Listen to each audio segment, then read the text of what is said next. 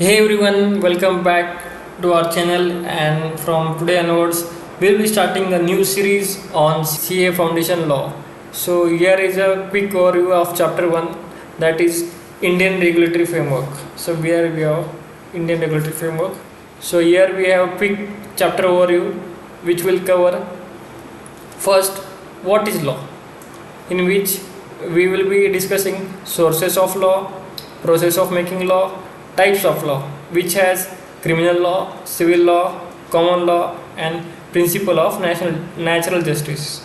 Then we have enforcement of law, and after that we will cover two more parts, that is major regulatory bodies such as Ministry of Finance, MCA, SEBI, RBI, IBBI, and structure of Indian judicial system, which will and last one, Ministry of Law and Finance. So here is an introduction.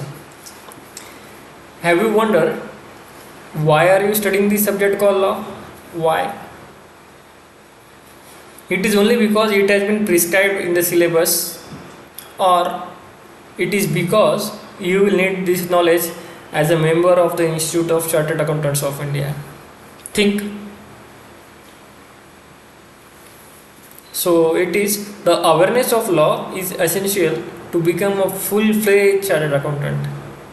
This is because a CA is the first level of contact on many legal matters. So, we should possess knowledge of law so that we can advise our management and clients on legal matters at a basic or threshold level. Means a basic overview or idea we should know, so that it will be a better or since we are the first advisor for every client or in-house management, so we should be knowing the law, which will help our client as well as management.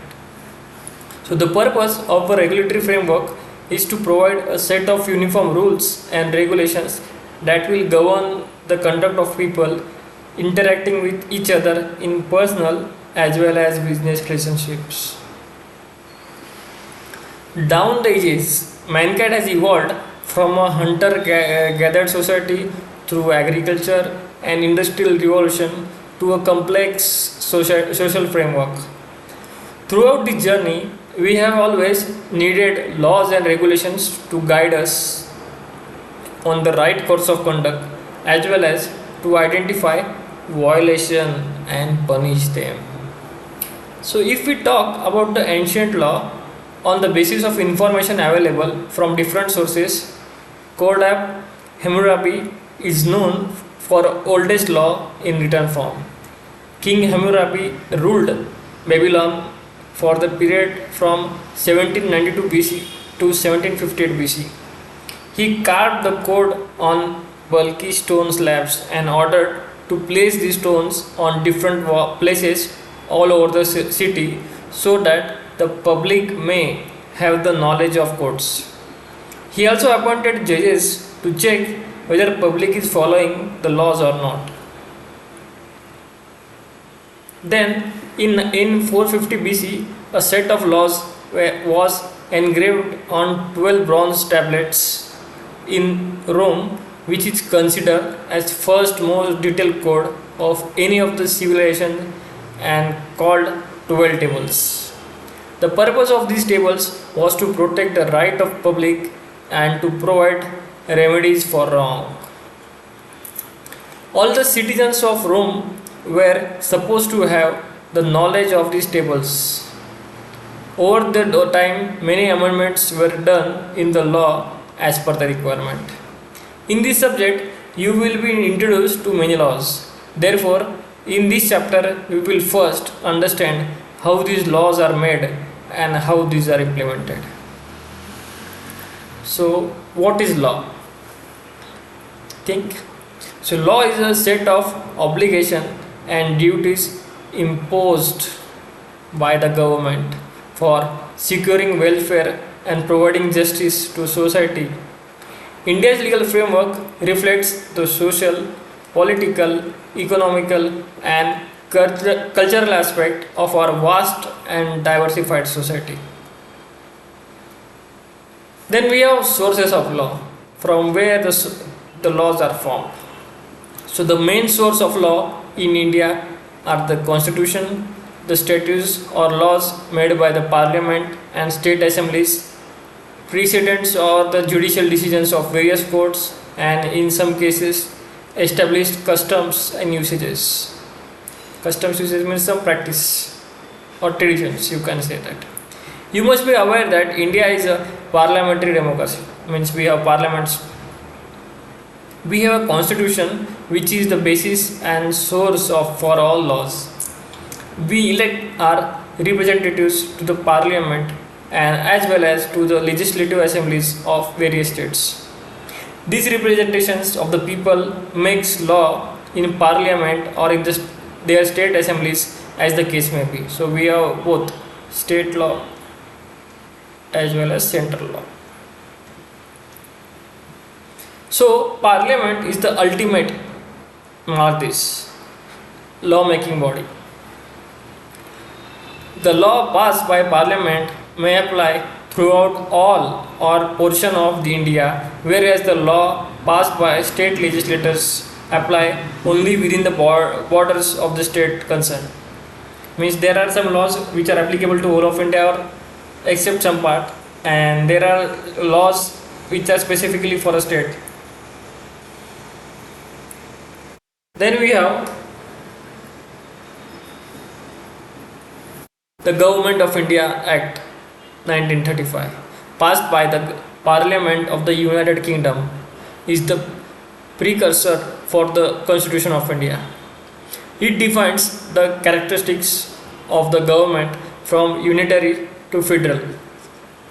Powers were distributed between central and state and to avoid any disputes.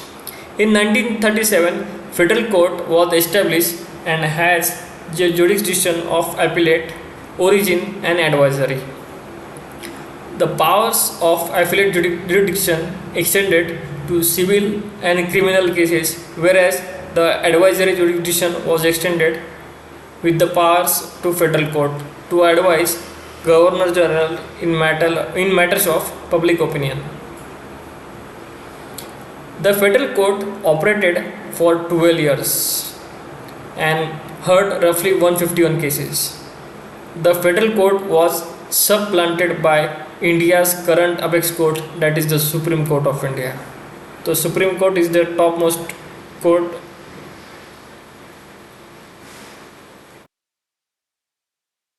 SC. I think I am unable to write it. I will just make a little big one.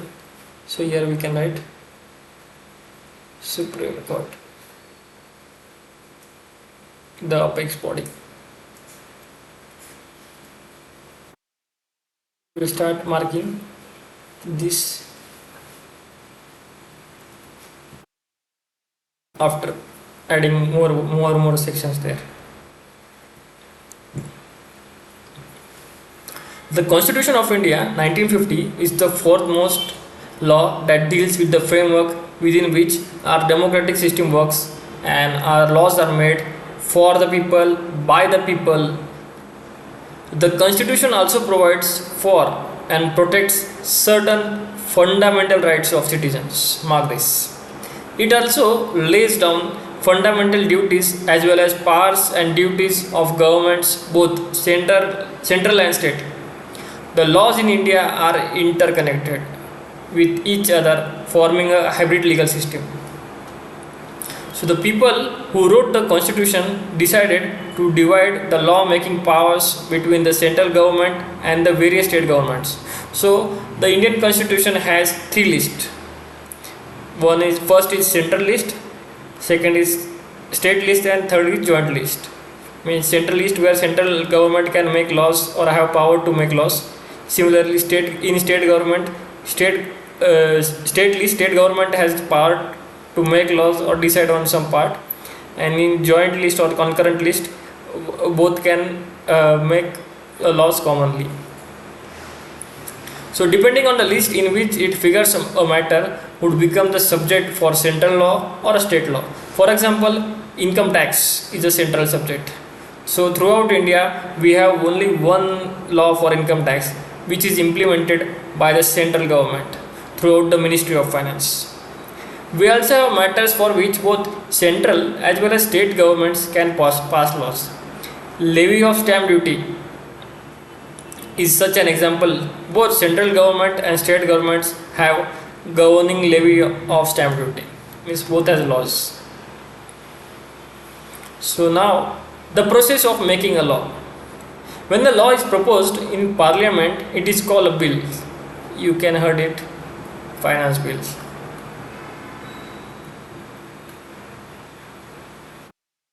Which is announced or which is proposed every year on 1st Feb.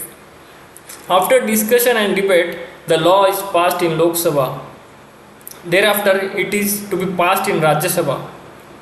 Then it has to obtain the assent of the President of India. Finally, the law will be notified by the government in the publication called Official Gazette of India. The law will become applicable from the date mentioned in the notification as the effective date. Once it is notified and effective, it is called the Act of Parliament. Then we have types of laws in the Indian legal system. The laws in the Indian legal system could be broadly classified as follows. There we have types of laws. First, criminal law, then civil law, then common law, and last but not the least, principles of natural justice.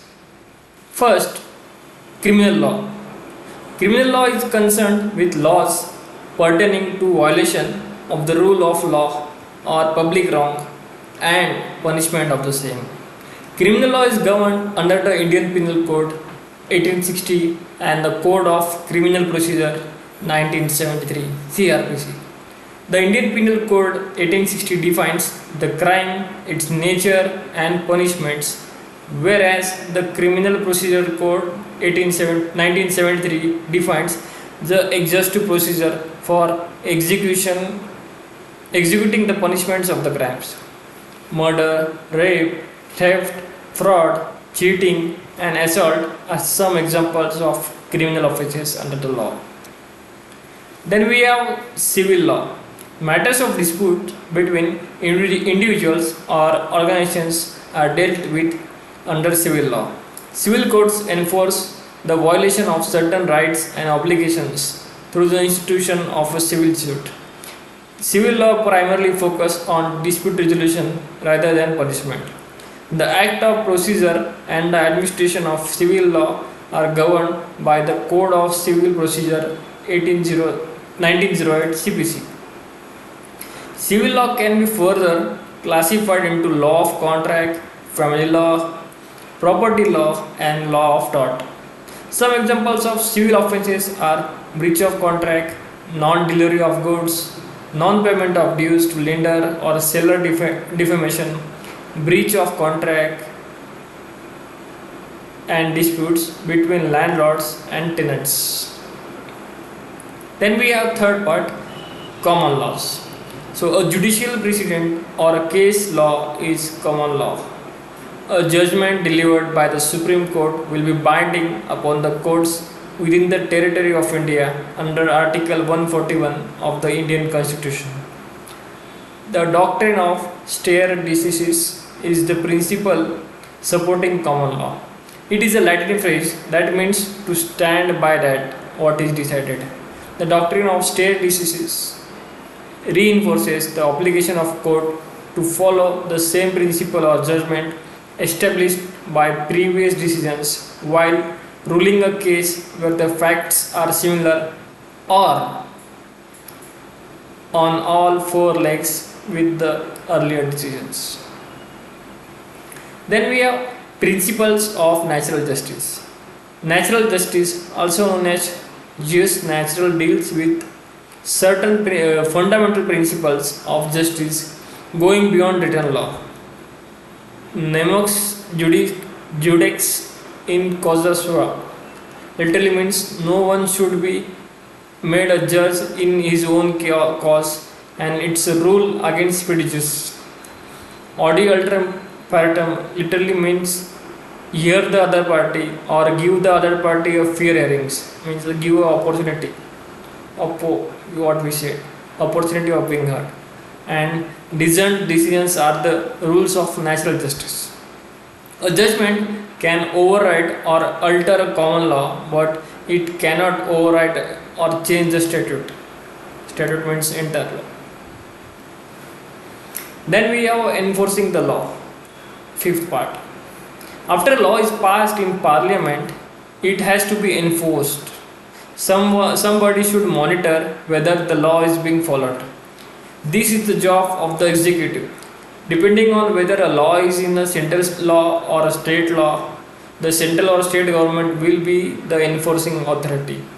For the purpose, government functions are distributed to various ministries. Some of the popular ministries are the Ministry of Finance, Ministry of Corporate Affairs (MCA), Ministry of Home Affairs, Ministry of Law and Justice, and so on. These ministries are headed by a minister and run by officers of the Indian administrative and other services.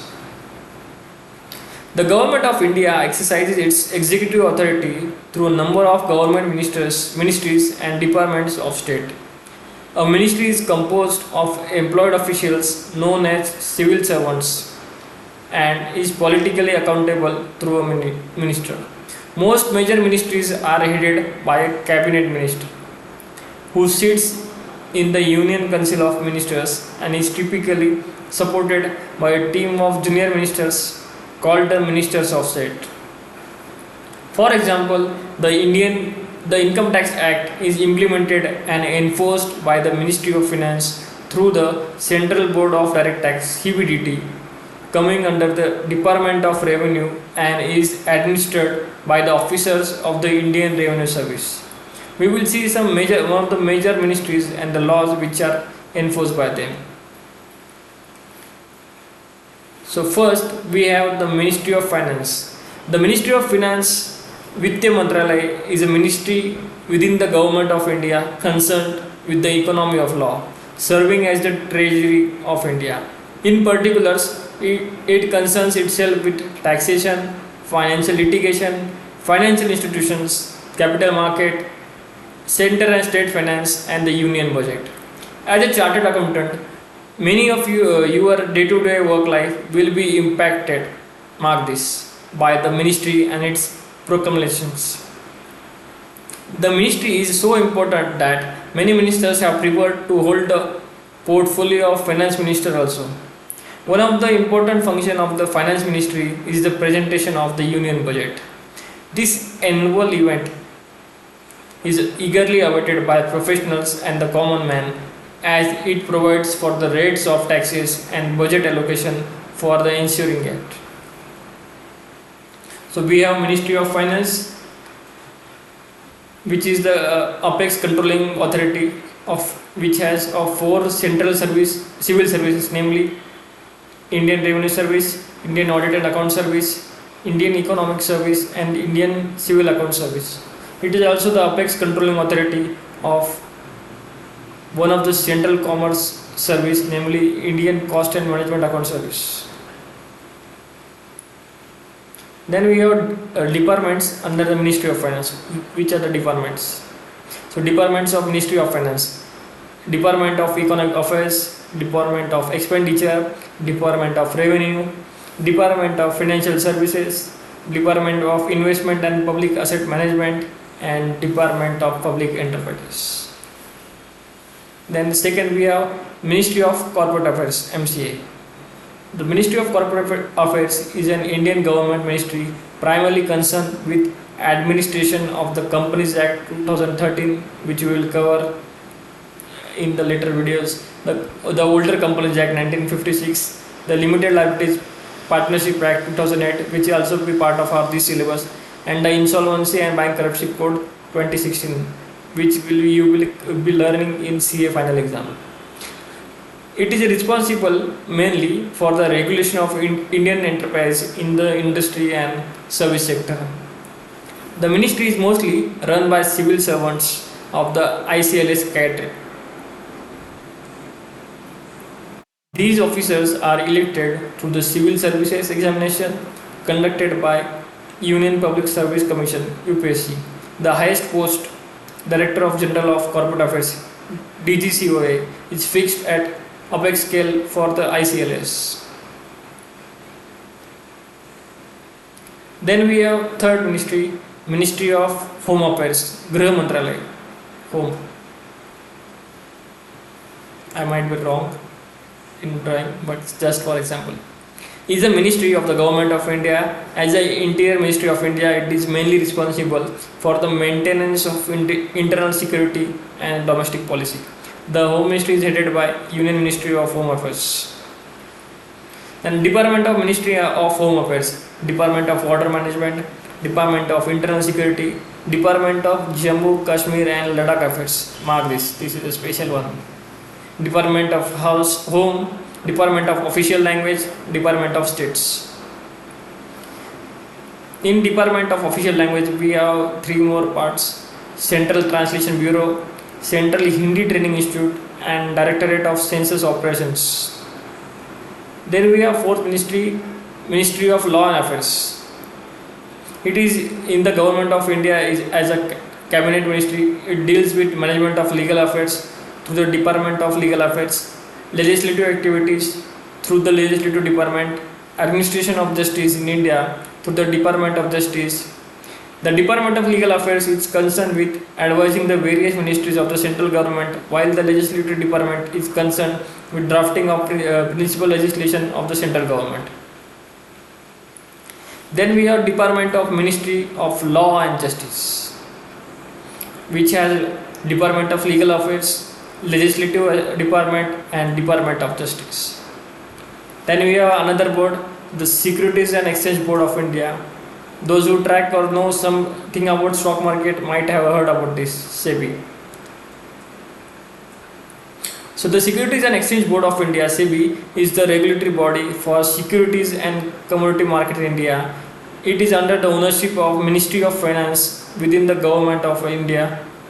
It was established on 12th April 1988 as an executive body and was given statutory power on 30th Jan 1992 through the SEBI Act 1992. Then we have Reserve Bank of India, the topmost bank of India. Reserve Bank of India is India's central bank and regulatory body responsible for regulation of the Indian banking system. It is under the ownership of Ministry of Finance, Government of India. It is responsible for the control, issue and maintaining supply of the Indian rupee. It is also manages country's main payment system and works to promote its economic development. Bharatiya Reserve Bank Note Mudra (BRBNB) is a specialized division of RBI through which it prints and mints Indian currency notes. In two of its currency printing presses located at Nasik, that is Western India, Maharashtra, and Devas, that is in Central India. RBI established the National Payment Corporation of India (NPCI) as one of its specialized division to regulate the payment and settlement systems in India. Deposit Insurance and Credit Guarantee Corporation (DICGC) was established by RBI as one of its specialized division for the purpose of providing insurance of deposits and guarantee on credit facilities to all Indian banks. And we have one more, Insolvency and Bankruptcy Board of India (IBBI). It is the regulatory for overseeing insolvency proceedings and entities like Insolvency Professional Agencies (IPA), Insolvency Professionals (IP), and Information Utilities (IU) in India. It was established on 1st October 2016 and given statutory powers through the Insolvency and Bankruptcy Code, which was passed by Lok Sabha on 5th May 2016. It covers individuals, companies, limited liabilities, partnership and partnership firms. The new code will speed up the resolution process for stress assets in the country. It attempts to simplify the process of insolvency and bankruptcy proceedings. It handles the cases using two tribunals like NCLT, National Company Law Tribunal, and Debt Recovery Tribunal. So that's it. Then we have the structure of the Indian judicial system. When there is a dispute between citizens or between citizens and the government, these disputes are resolved by the judiciary. The functions of judiciary systems of India are regulation of interpretation of acts and codes, dispute resolution, promotion of fairness among the citizens of land. So, in the hierarchy of courts, the Supreme Court is at the top, followed by High Courts and District Courts. Decisions of a High Court are binding in the respective state, but are only persuasive in other states. Decisions of Supreme Court are binding on all High Courts under Article 141 of Indian Constitution Act. In fact, Supreme Court's decision is the final word of the matter. So we have Supreme Court, High Court, and then District Court. The Supreme Court is the apex body of the judiciary. It was established on 26 January 1950. The Chief Justice of India is the highest authority appointed under Article 126. The principal bench of the Supreme Court consists of 7 members, including the Chief Justice of India. Presently, the number has increased to 34, including the Chief Justice of India, due to the rise of number of cases and workloads. An individual can seek relief under the Supreme Court by filing a writ petition under the Article 32. आपके लिए homework है, ज़रूर writ petition के बारे में थोड़ा study करना, Google करना और इस वीडियो के कमेंट बॉक्स में कमेंट करना, general knowledge purpose. Then we have the High Court, the highest court of appeal in each state and union territory is the High Court. State और territory का highest वाला. Article 214 of the Indian Constitution states that there must be a High Court in each state. The High Court has appellate, original jurisdiction and supervisory jurisdiction. However, Article 227 of the Indian Constitution limits a High Court's supervisory power. In India, there are 25 High Courts, one for each state and union territory, and one for each state and union territory.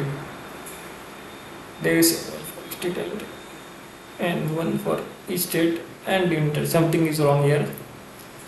6 states share a single High Court. An individual can seek remedies against violation of fundamental rights in High Courts by filing a writ under Article 226. Which is the oldest High Court in India? The oldest High Court in India is the Calcutta High Court, established on 2nd July 1862. So maybe 18 days before, in the year 1862.